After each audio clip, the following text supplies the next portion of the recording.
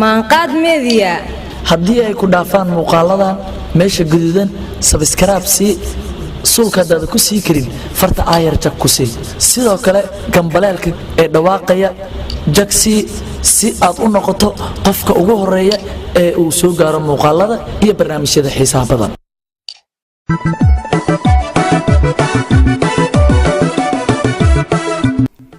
kulanti wanaagsan daawadayaal halkan waa maanqaad media wuxuu kuu soo gudbinayaa wararkii ugu waaweynaa ee caalamka ka dhacay qodobadaan idiin haynana waxaa ka mida diyaarad ay la socdeen 143 rakaab iyo shaqaalaha diyaaradda ah ayaa bartanka webiga Florida ku dhacday dalka Mareykanka diyaaraddii waxa ay qoonsatay dhicitaankeedii iyo sida looga hadlay maamulka gobolka ayaan idin maqashiinaynaa duufaanta ku dhufatay dalka Bangladesh ee loogu magac daray Fanny waxa hadda dhimashada ay ka badan tahay baa la yiri 10 qof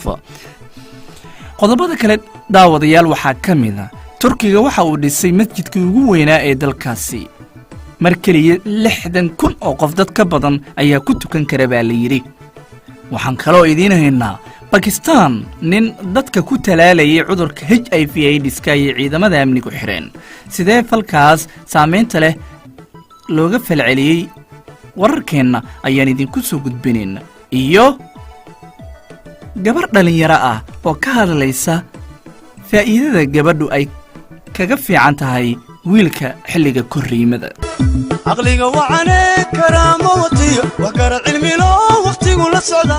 magacaygu waa xasan xayi cabdulaahi wararka caalamka oo idil ayaan isku soo duway idinna soo gudbinayaa ee mar kale ku soo durka maanqaad media iyo caalamka wixii ka dhacay maanqaad media haddii ay ku dhaafaan muuqaaladan meesha guduudan subscribe si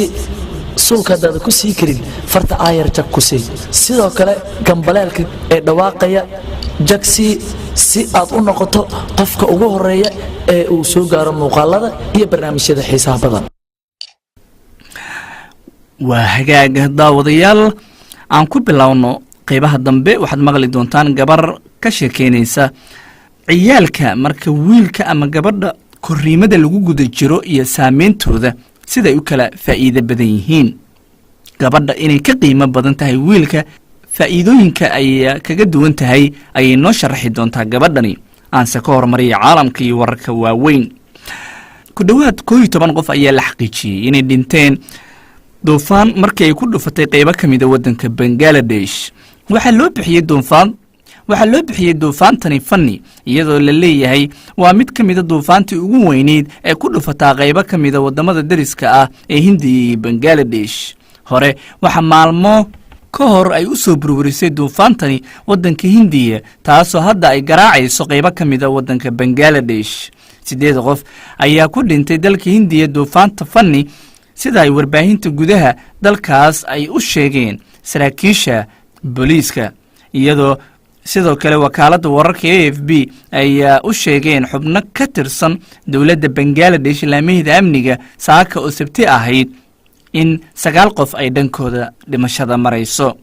in ka badan 400,000 oo guri ayaa cagta marisay duufaantani dalka Bangladesh sida wakaaladaha caalamka qaarkood xog ahaan ay kaga heleen mas'uuliyiinta dalkaasi 14 xaafadood ayaa la sheegay in si weyn ay u saameysay oo dhaca dhanka iyo waliba xeebta waddanka Bangladesh degmada la yiraahdo Bargun ayaa la soo sheegayaa in biriq ay ku dhacayso sidaasoo kale daadad iyo dabeelo isla socda ayaa ku dhuftay qaybo ka mid ah magaalada Degobe nin ka mid ah kalluumaysatada deegaanka waxa uu sheegay in safiinadii ama doonyihii ay ku jalaabanayeen ay dabeeshu la tagtay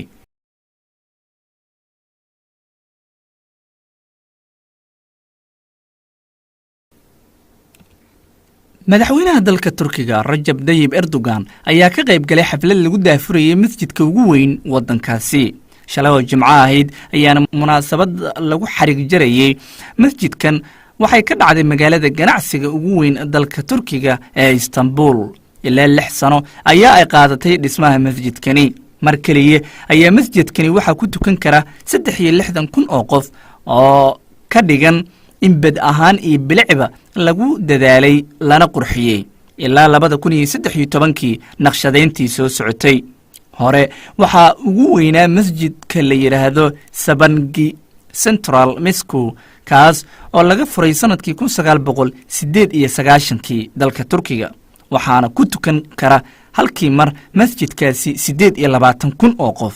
Turkiga oo ka tixraacay imbaradoriyadii Cusmaaniyiinta ayaa ah wadan xadaarad iyo dhaqanba lagu sidkay, waxaana ay Turkidu u yihiin xarunta dhaqanka qaaradda Yurub oo dhan. masjidkan laga daafuray magaalada Istanbulna waxaa lagu magacaabaa Kamlika.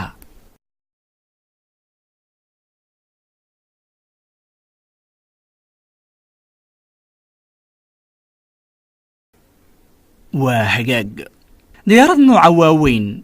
Boeing 737 ayaa ku dhacday webiga bartankiisa gobolka Florida ee dalka Mareykanka xalay oo Jimco ahayd. warbaahinta caalamka ayaa waxa ay tabiyeen in cilad farsamo ay soo wajahday diyaaradda ay duuliyayaasha xakameyn waayeen, sidaasna webiga ay ku dul dhacday. taas waxay keentay in biyaha webiga bartankiisa in diyaaradda ay ku habsato oo ay la socdeen 143 qof. 136 ka mid dadka diyaaradda waxay ahaayeen rakaab, 7 kalena waxaa lagu sheegay inay ahaayeen shaqaalaha diyaaradani oo shirkadda Miami Air ay iska lahayd. waxay diyaaradda ka timid Naval Station Guantanamo Bay wadanka Cuba, iyada oo ku wajahnayd Naval Air Station Jacksonville gobolka Florida ee dalka Mareykanka. dhammaan dadkii waa ay bad qabaan baa la yidhi oo waa ay ka badbaadeen shilka, inkastoo wararkii ugu dambeeyey ee hadda la helayay sheegayaan 21 qof in dhaawacyo yaryari ay soo gaareen, haddana la baxnaaninayo.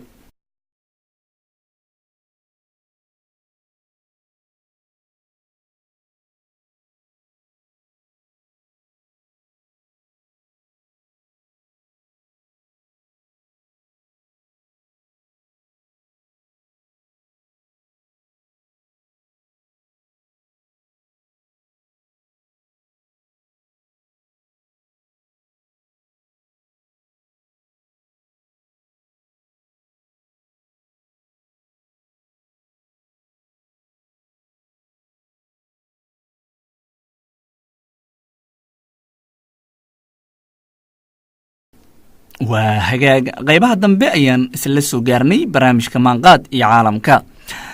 dhakhtar u dhashay wadanka Pakistan ayaa la soo sheegayaa in la xiray markii lagu helay inuu sameeyay ficil laga naxo. dhakhtarkan ayaa ku dhawaad 90 qof waxa uu ku talaalay ama uu ku duray saliingo caabuqa HIV/AIDS-ka ah. waxaan soo xirnay dhakhtarka markii aan helnay macluumaadka la tifaftiray oo la ogaaday inuu halis caafimaad abuurayay, sidaas waxaa warbaahinta u sheegay sargaal ka tirsan booliiska wadanka Pakistan oo la yiraahdo Kamran Nawaz. 100 qof ayaa waxa ay ka shalaayeen la kulanka dhakhtarka iyadoo ay ka cabsadeen in iyaguna cudurka la qabadsiiyey. waxay taasi keentay inay durba tagaan xarumaha caafimaadka oo ay iska baaraan HIV/AIDS-ka caabuqiisa. qaarna waa laga helay, kuwana waa laga waayey. 90 qof ee cudurka dhakhtarkaas ku talaalay waxaa la sheegay 65 ka mid ah in caruur ay yihiin. wakaaladda wararka AFP ayaa sheegtay in maamulka magaalada Larkana ee falka uu dhakhtarkaas ka sameeyey dadka hadda ay ka wacyigelinayaan bal in la isdejiyo lagana feejignaado cudurka in uu ku sii faafo.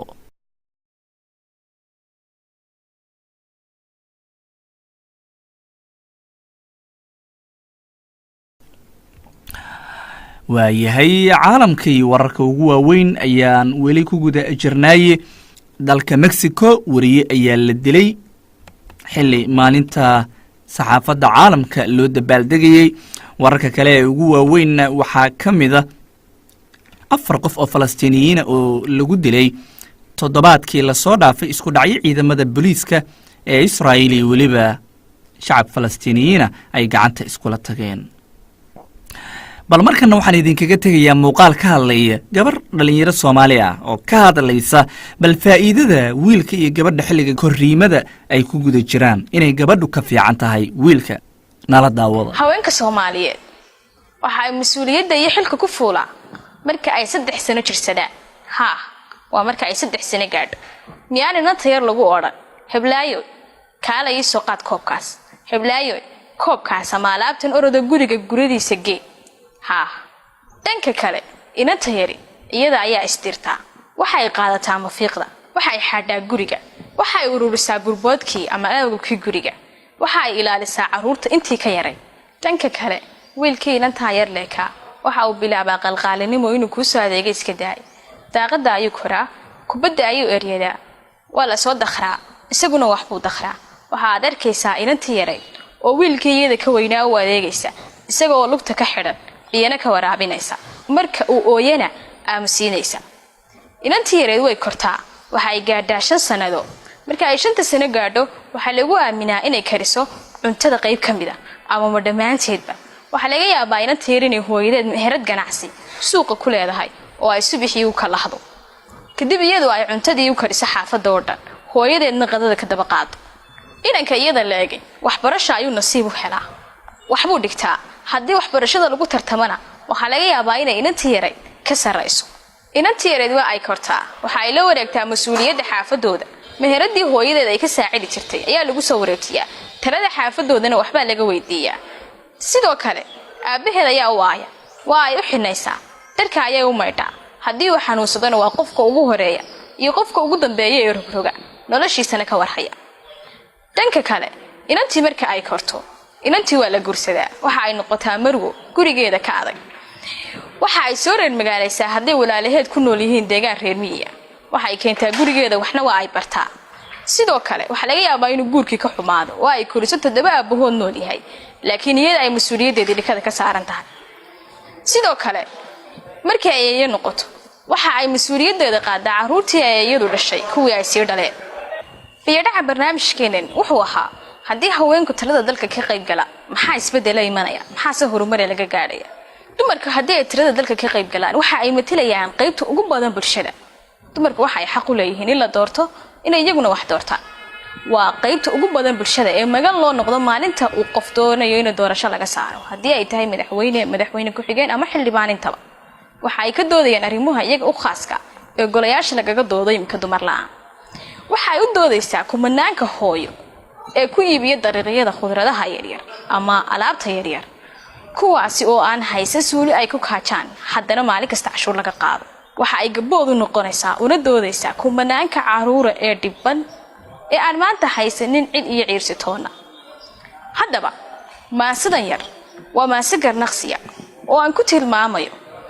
dumarku haddii intaasoo xila soo qabteen oo ay ku guulaysteen mid kaliyana aanay ku guuldaraysan miyaanay u qalmin inay golayaasha ugu sarreeya dalka ka arrimiyaan iyagana la doorto ayna wax doortaan inkastoo dadkuba dhalashada aanay dholoolaynin inkastoo dhallaankii labka alle igu dhararsiinin inkastay walaalkay dhammuun gool u dhagaraysay dhowr guyaal markaan gaadhna baan kala dhaqaaqnaaye dhammayare walaalkay rumaadeeliskaba aad dhaqdhaqaaqa waa kaa badshe dhagaxa tuuriyeeye aniguna dhaqaalaynu kacay dhisidda qoysaad dheel iyo ciyaar iyo ma tago dhihidda sheekaad dharka oo la maydhiyo mafiiq dhali karkarintiisa dhowridda carruurta iyo sidii dhabarka loo saaro xanjeerkoo dhexdaa lagu xidhoo dheeli laga dhowro dhiqid weel hadhuudh kale dhurkii dhali karkarintiisa dhaldhalaalka guriga iyo tabtii dhaanka loo ororsho dhisid ilaa xidhu mucdiis lahoo dhareer u saaxiiba dabaylaha midkii aan dhacayn roobna dheeliyeynin aniguna intaasoo dhibaan dhabarka saartaa udubkii dhaxaad baanahoo aana daadayne dhanka kale markii loo dayo ee dhab loo eego marwo aan dhagxumo keeninoo say dhistaan ahaye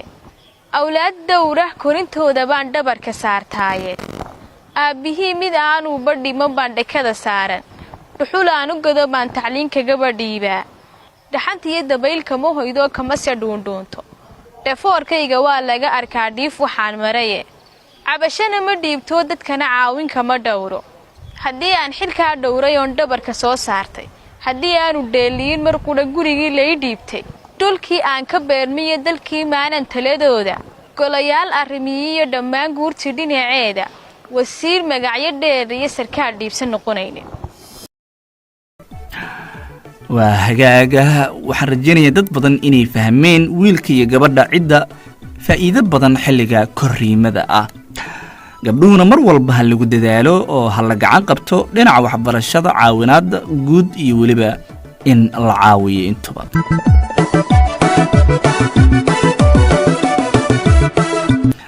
guud ahaana daawadayaal intaasan kusoo gabagabeynaya maanqaad iyo caalamka anigoo xasan xayi cabdulaahi ayaa soo jeedinaya inta aan mid la mida isku arki doono sidaas iyo nabadgelyo caqliga wacane karaamo watiyo wax kara cilmilo waqtigu la socdaa maanqaad media